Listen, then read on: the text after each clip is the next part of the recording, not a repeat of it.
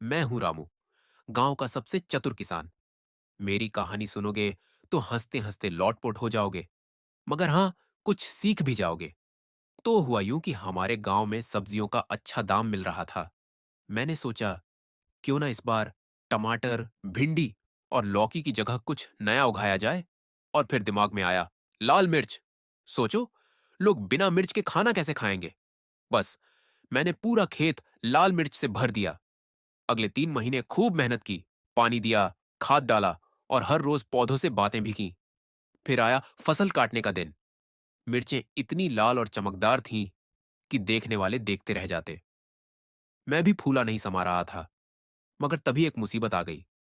गांव का बड़ा व्यापारी बोला, रामू, मिर्च तो अच्छी है, मगर इस बार हर किसान ने यही लगाया है। अब तो बाजार में मिर्च इतनी ज्यादा हो गई है कि कोई लेने को तैयार नहीं। अब यह सुनकर मेरे तो होश उड़ गए। इतना मेहनत किया और अब कोई खरीदार ही नहीं।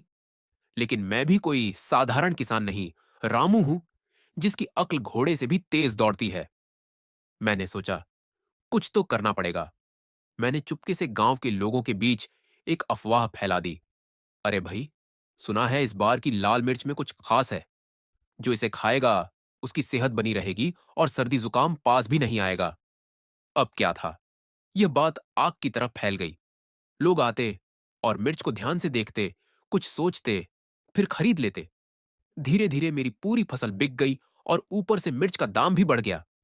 व्यापारी बड़ा हैरान हुआ और बोला, रामू, तेरा दिमाग तो सच में कमाल का है। सबकी मिर्च बची रह गई, मगर तेरी बिक गई। मैंने हंसते हुए कहा, बात बस इतनी सी है काका।